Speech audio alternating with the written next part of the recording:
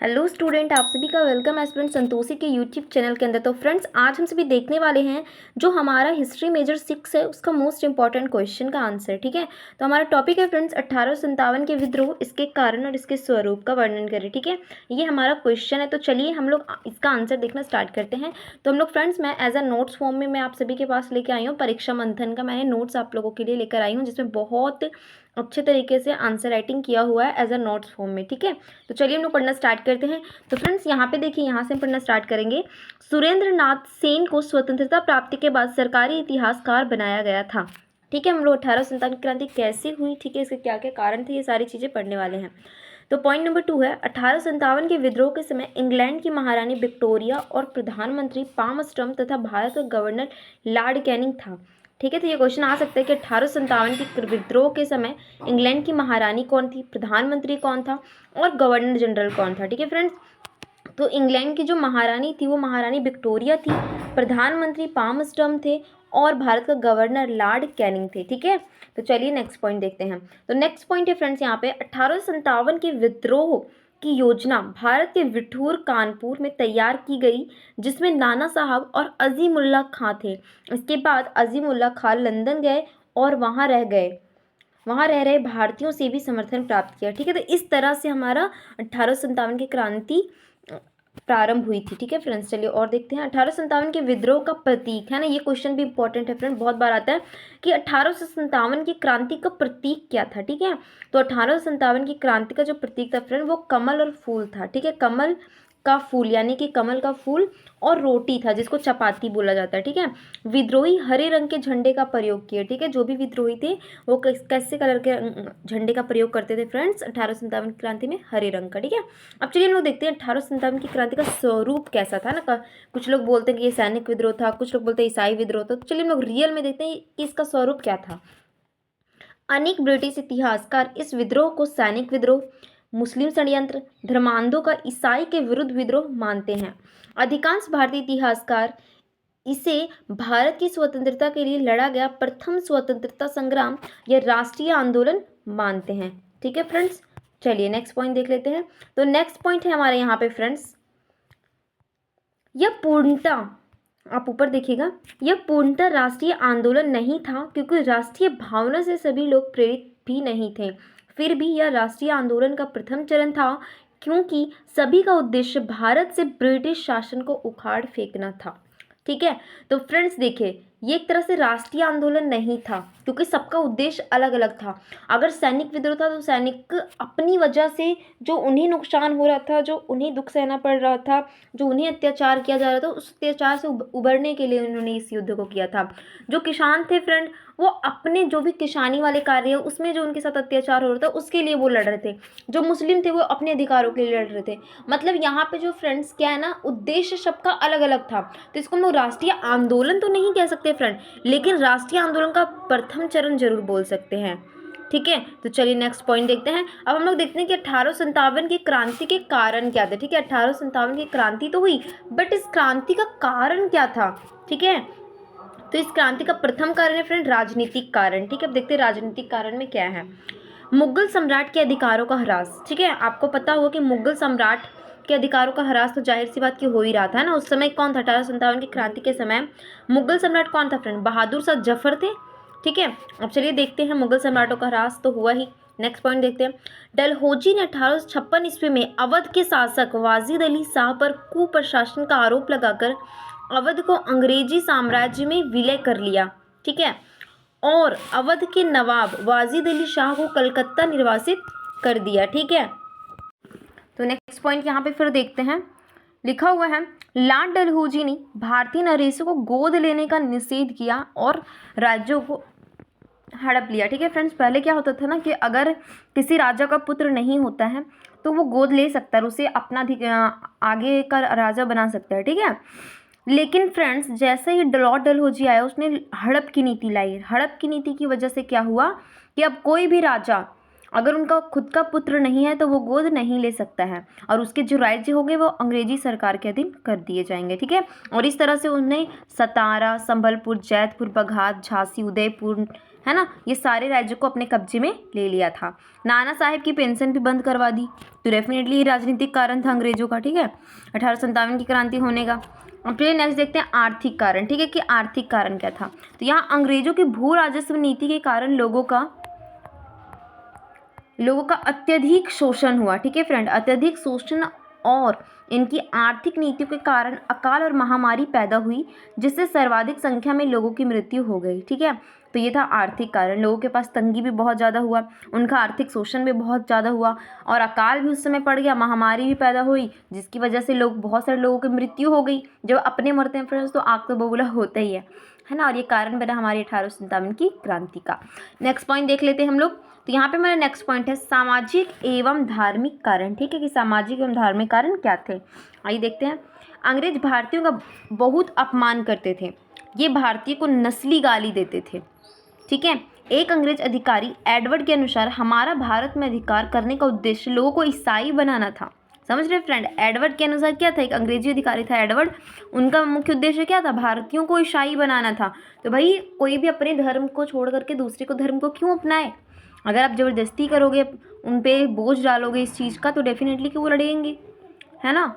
1857 की ईस्वी में लैक्स लॉ की कानून यानी कि धार्मिक अयोग्यता संबंधी कानून पारित किया गया। इसके अनुसार जो हिंदू ईसाई धर्म स्वीकार करेगा उसे पैतृक उत्तराधिकारों से वंचित नहीं। तो यहाँ पे देखिए फ्रेंड्स किस तरह से लोगों को ईसाई बनाया जा रहा था, है ना। चलिए नेक्स्ट पॉइंट देख लेते हैं सैनिक कारण, कि सैनिक कारण क्या थे 1857 की क्रांति के होने के। तो फ्रेंड्स सैनिक कारण में लिखा है भारतीय सेना में 2,38,000 भारतीय सैनिक व 45,000 यूरोपीय सैनिक थे, जिसमें भारतीय सैनिकों की संख्या अधिक थी। सैनिकों में असंतोष का सबसे बड़ा कारण भेदभाव की नीति थी, ठीक है। अब देखिए सैनिकों में भी भेदभाव किया जा रहा है, ठीक है। 1854 ईस्वी में डाकघर सुधार अधिनियम पारित हुआ। इसके द्वारा सैनिकों की निःशुल्क डाक सेवा समाप्त कर दी गई। कैनिंग सरकार ने सामान्य सेवा भर्ती अधिनियम 1856 ईस्वी में पारित किया गया। सैनिकों में असंतोष फैल गया, भेदभाव होगा फ्रेंड, तो जाहिर सी बात है कि असंतोष तो फैलेगा ही, है ना। अब देखिए नेक्स्ट पॉइंट देखते हैं। तो नेक्स्ट पॉइंट है हमारे यहाँ पे तात्कालिक कारण, ठीक है, यही सबसे बड़ा कारण था फ्रेंड्स 1857 की क्रांति का होने का, ठीक है। तो चलिए देखते हैं। 1856 ईस्वी में ब्रिटिश सरकार ने सैनिकों को ब्राउन बेस्ट बंदूक की जगह न्यू इनफील्ड राइफल, ठीक है, गन का नाम याद रखिएगा, ब्राउन बेस्ड बंदूक की जगह न्यू इनफील्ड राइफल प्रयोग करने के लिए दिया, जिसमें चर्बी युक्त कारतूस लगी होती थी, जिसे दांत से खींचना पड़ता था। और किसका चर्बी होता था फ्रेंड्स, गाय और सुअर का होता था। आपको पता है गाय हमारी गौ माता होती है, तो क्या हम उनके चमड़े को मुंह से खींच सकते हैं फ्रेंड्स। ये तो हमारे लिए बहुत ही अपमानजनक बात हुई ना, धर्म के विरुद्ध की बात हुई, धर्म का अपमान हुआ इससे हमारा। सर्वप्रथम बंगाल में अफवाह फैली कि इन कारतूसों में गाय एवं सुअर की चर्बी लगाई गई है। बाद में जब सरकार ने कारतूसों को मंगाना शुरू किया तो शक हकीकत में बदल गया। तो देखिए फ्रेंड किस तरह से शक हकीकत में बदल गया, ठीक है। अब चलिए हम लोग नेक्स्ट पॉइंट देखते हैं। तो फ्रेंड्स यहाँ पे फिर हमारा उसी तात्कालिक कारण का ही पॉइंट्स है। सर्वप्रथम बंगाल में स्थित दमदम के सैनिकों ने कारतूसों के प्रयोग करने से इनकार कर दिया, ठीक है। सबसे पहले कहाँ के सैनिकों ने इनकार किया था फ्रेंड, बंगाल में स्थित दमदम के सैनिकों ने, ठीक है। 28 मार्च 1857 ईस्वी को बैरकपुर छावनी के 34वीं रेजिमेंट के एक सिपाही मंगल पांडे ने चर्बी वाले कारतूस के विरोध में आगे आया और इसने एडजुटेंट लेफ्टिनेंट बाग की गोली मारकर हत्या कर दी तथा सर्जेंट ह्यूरसन को गोली मारकर घायल कर दिया, ठीक है। किसने किया फ्रेंड्स, ये मंगल पांडे। आग बबूला थे सैनिक तो करेंगे ही करेंगे, जाहिर सी बात है ना। मंगल पांडे को 10 अप्रैल 1857 ईस्वी को फांसी दे दी गई और यही विरोध विद्रोह में बदल गया, है ना। अब जैसे ही मंगल पांडे ने उन लोगों को एक को तो मार के उनके मर्डर ही कर दिया ना, दूसरे को घायल कर दिया, तो ये क्या हुआ फ्रेंड्स, उसके बाद क्या हुआ, अंग्रेजी सैनिक भी गुस्सा हो गए। गुस्सा होकर 10 अप्रैल 1857 ईस्वी को उन्हें क्या कर दिया, फांसी दे दिया। फांसी देने के बाद और भी जो अन्य सैनिक थे वो भी भड़क गए कि भाई मंगल पांडे ने बिल्कुल सही किया था, आपने इन्हें क्यों फांसी दिया, है ना। तो फिर वो लोगों ने क्या किया, विद्रोह करना प्रारंभ कर दिया। तो विद्रोह का सबसे बड़ा कारण तात्कालिक कारण ही था। अब चलिए विद्रोह का प्रारंभ देखते हैं कि 1857 की क्रांति का प्रारंभ कैसे हुआ था। तो फ्रेंड्स 24 अप्रैल 1857 ईस्वी को मेरठ छावनी के कुछ भारतीय सैनिक कारतूस लेने से इनकार कर दिया। परिणाम स्वरूप उन पर मुकदमा चला और 9 मई 1857 ईस्वी को 85 सैनिकों को नौकरी से बर्खास्त करके सजा सुनाई गई। देख रहे फ्रेंड्स किस तरह से स्वरूप तैयार हुए, किस तरह से अत्याचार किया जा रहा है ना। अब देखिए नेक्स्ट पॉइंट है यहाँ पे हमारा 10 मई 1857 ईस्वी को मेरठ स्थित सभी सैनिकों ने विद्रोह कर दिया और अपने सैनिकों को रिहा कराकर अस्त्र शस्त्र की लूटपाट की। ठीक है, तो देखिए सैनिक भी कम नहीं है। नेक्स्ट है हमारा दिल्ली में किस तरह से इसका स्वरूप तैयार हुआ वो देखते हैं। मेरठ के सभी विद्रोही सैनिक दिल्ली पहुंचे और वहां अंग्रेजी सेना को पराजित कर दिल्ली पर अधिकार कर लिया। विद्रोहियों ने बहादुर शाह जफर को अपना सम्राट घोषित किया। ठीक है, 20 सितंबर 1857 ईस्वी को हडसन के नेतृत्व में अंग्रेजी सेना दिल्ली पहुंची और विद्रोहियों को पराजित कर पुनः दिल्ली पर अधिकार कर लिया। जो सैनिकों ने अधिकार किया था वहीं क्या कर दिया, हडसन के नेतृत्व में अंग्रेजी सेना पहुंच गई और फिर से विद्रोहियों को हरा देगी। हरा क्यों रहे थे बार बार भारतीय हार क्यों रहे थे फ्रेंड्स? क्योंकि भारतीयों के पास आधुनिक हथियारों की कमी थी, है ना। फिर से क्या कर लिया, वहाँ पे अंग्रेजों का अधिकार हो गया। ठीक है, बहादुर शाह जफर हुमायूं के मकबरे में जा छिपा, अंततः मृत्युदंड ना देने के शर्त में आत्मसमर्पण कर दिया। इसे रंगून भेज दिया गया, वहाँ 1862 ईस्वी में इसकी मृत्यु हो गई खुद ब खुद। ठीक है फ्रेंड्स, चलिए नेक्स्ट है लखनऊ में इसका स्वरूप कैसे तैयार हुआ। ठीक है, लखनऊ में विद्रोह का नेतृत्व नवाब वाजिद अली शाह की पत्नी बेगम हजरत महल ने किया। इनकी देखरेख में बिरजीस कादर को अवध का नवाब घोषित किया। लखनऊ में कौन नेतृत्व करता फ्रेंड? नवाब वाजिद अली शाह की पत्नी बेगम हजरत महल। ठीक है, मार्च 1858 ईस्वी में कैंपवेल के नेतृत्व में एक सेना लखनऊ पहुंची। इसने विद्रोहियों को पराजित कर लखनऊ पर अधिकार कर लिया। ठीक है, बेगम हजरत महल गिरफ्तारी से बचने के लिए नेपाल चले गए। देखिए किस तरह से जो वहाँ के शासक थे वो कैसे भाग रहे थे बचने के लिए, है ना। तो कानपुर, ठीक है, कानपुर में विद्रोह का नेतृत्व किस तरह से हुआ फ्रेंड, तो वो भी देख लेते हैं। आइए, कानपुर में विद्रोह का नेतृत्व नाना साहेब धोंधू पंत ने किया, जिन्हें पेशवा घोषित किया गया। नाना साहेब की तरफ से लड़ने की जिम्मेदारी तात्या टोपे को दी गई थी, जिसका वास्तविक नाम रामचंद्र पांडुरंग था। ठीक है, तो नाना साहेब की तरफ से कौन लड़ रहा था फ्रेंड्स? पेशवा बाजीराव। ठीक है, और तात्या टोपे। चलिए नेक्स्ट देखते हैं। दिसंबर 1857 ईस्वी में कैंपबेल के नेतृत्व में अंग्रेजी सेना कानपुर पहुंची और फिर से कानपुर में अधिकार कर लिया। फ्रेंड्स देखिए ये जो क्वेश्चन मैं आपको बता रही हूँ ना, जाहिर सी बात है आने वाला है ये क्वेश्चन 1857 की क्रांति से। नेक्स्ट पॉइंट है नाना साहेब नेपाल भाग गए, जबकि तात्या टोपे गिरफ्तार कर लिए गए। अंततः इनको फांसी दे दी गई। ठीक है, किनको फांसी दे दी गई फ्रेंड? तात्या टोपे को। नाना साहब तो नेपाल भाग गए थे ना। अब झांसी में देखिए जहाँ पे हमारी रानी लक्ष्मीबाई थी, है ना। अब देखते हैं वहाँ पे क्या हुआ। झांसी में विद्रोह का नेतृत्व गंगा राव की विधवा पत्नी रानी लक्ष्मीबाई ने किया। मार्च 1858 ईस्वी में ह्यूरोज के नेतृत्व में एक अंग्रेजी सेना झांसी पहुंची। रानी लक्ष्मीबाई ह्यूरोज से युद्ध किया, लेकिन कुछ गद्दारों के कारण यह पराजित हुई। झांसी से रानी ग्वालियर पहुंची और ग्वालियर के कुछ विद्रोहियों के सहयोग से इन्होंने ग्वालियर पर अधिकार कर लिया।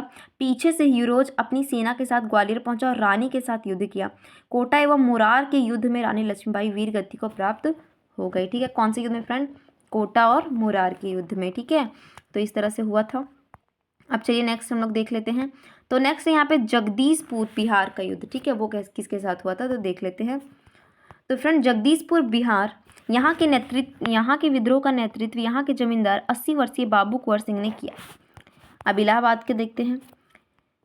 इलाहाबाद, यहाँ के विद्रोह का नेतृत्व मौलवी लियाकत अली ने किया। इन्हें इलाहाबाद का सूबेदार घोषित किया गया था। ठीक है, अब 1857 के क्रांति के महत्वपूर्ण केंद्र देख लीजिए। दिल्ली से नेतृत्व बहादुर शाह जफर ने किया था और इनका विद्रोह का दमन किसने किया फ्रेंड? हडसन ने किया। ठीक है, लखनऊ में बेगम हजरत महल ने किया था। ठीक है, और कैंपवेल ने इनका दमन कर दिया। कानपुर में नाना साहेब ने किया, कैंपवेल में दमन कर दिया। ठीक है, झांसी में रानी लक्ष्मीबाई ने किया, ह्यूरोज ने इसका दमन किया।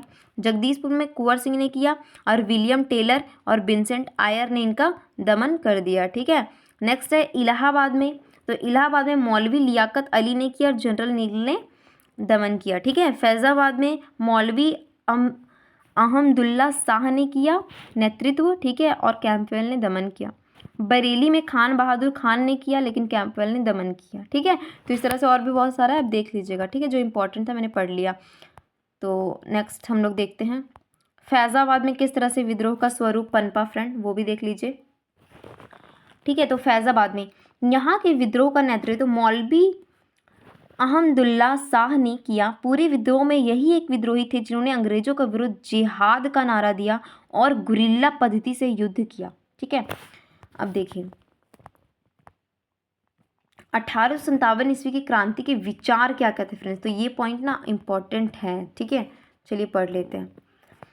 1857 के विद्रोह से संबंधित विचार, यह एक सैनिक विद्रोह था। लॉरेंस एवं सीले, ठीक है, ने कहा यह धर्मांधों का इकाइयों के विरुद्ध युद्ध था, है ना। बहुत सारे एग्जाम में क्वेश्चन पूछता है फ्रेंड, हो सकता है हमें भी पूछ ले कि 1857 की क्रांति किस किस रूपों में आई सामने, है ना। तो ये हम लोग लिख सकते हैं। कुछ लोग कहते हैं ये सैनिक विद्रोह था, कुछ लोग कहते हैं धर्मांधों का ईसाइयों के विरुद्ध युद्ध था। ठीक है, यह बर्बरता एवं सभ्यता के बीच का युद्ध था। ठीक है फ्रेंड्स, यह अंग्रेजों के विरुद्ध मुस्लिम षड्यंत्र था। यह भारत की स्वतंत्रता के लिए लड़ा गया प्रथम स्वतंत्रता संग्राम था। ठीक है, किसने ये बात कही है, तो वीडी सावरकर एवं अशोक मेहता ने की है। ठीक है, यह आंदोलन राष्ट्रीय विद्रोह था। इन देसी नरेशों एवं सरदारों ने इस तूफान के आगे तरंग रोध का कार्य किया, अन्यथा हम एक ही झोंके में उड़ गए होते, है ना। तो देख लीजिए किस तरह से लोगों ने बताया है। यहाँ पर सोई हुई महिला सभी विद्रोहियों में एकमात्र मर्द है, ह्यू रोज ने कहा था रानी लक्ष्मीबाई के बारे में, है ना। देखिए अब 1857 की क्रांति के असफलता के क्या कारण रहे, तो वो भी देख लेते हैं। विद्रोह का सीमित रूप, आपको पता होगा फ्रेंड कि 1857 की क्रांति पूरे भारत में नहीं फैली थी, कुछ ही क्षेत्रों में फैली थी, है ना। देसी नरेशों एवं सरदारों की गद्दारी, बहुत सारे ऐसे लोग थे फ्रेंड जो गद्दारी भी कर रहे थे क्रांति के दौरान, है ना। कुशल नेतृत्व का अभाव, डेफिनेटली कुशल नेतृत्व करता नहीं था। निश्चित उद्देश्यों का अभाव, है ना, निश्चित उद्देश्य नहीं था कि अंग्रेजों को भगाना ही भगाना, ऐसा कुछ नहीं। जो हमारे अधिकारों हमसे छीने जा रहे बस वो अधिकार मिल जाए फिर विद्रोह शांत, ऐसा था। ठीक है, विद्रोहियों के पास सीमित साधन, बिल्कुल भारतीयों के पास आधुनिक हथियारों की बहुत ज़्यादा कमी थी, बट अंग्रेजों के पास उतनी ही बढ़ोतरी थी। जन समर्थन का अभाव था फ्रेंड, जन समर्थन सही से नहीं था, है ना। अंग्रेजी सेना कुशल नेतृत्व करता थी, बिल्कुल थी, है ना, बट भारतीयों के अंदर वो चीज़ें थी नहीं, है ना। तो ये सारे कारण हमारे 1857 की क्रांति के कारण थे। ठीक है, और असफलता के भी कारण थे। तो मैंने आपको बहुत सारी चीज़ बताई कि 1857 की क्रांति किस किस क्षेत्रों में किस तरह से फैली, किस क्षेत्र में कैसा स्वरूप बना था, है ना। 1857 की क्रांति होने के कारण क्या थे, 1857 की क्रांति प्रारंभ कैसे हुई, और 1857 की क्रांति असफल कैसे हुई। ठीक है, तो आई होप कि आपको 1857 की क्रांति से जुड़े कोई भी प्रश्न आते हैं तो आप उसका आंसर बहुत अच्छे तरीके से दे सकते हैं। तो अगर आपको वीडियो अच्छी लगी, सारी चीज़ें आपको क्लियर हुई, बेसिक कॉन्सेप्ट आपका क्लियर हुआ, तो प्लीज़ मेरे यूट्यूब चैनल को सब्सक्राइब करिए, बेल आइकन को प्रेस करिए, वीडियो को लाइक करिए, कमेंट करिए। और फ्रेंड्स नेक्स्ट आपको किस टॉपिक पर वीडियो चाहिए मेरे को ज़रूर से ज़रूर बताएं। मिलते हैं फ्रेंड्स नेक्स्ट वीडियो के अंदर।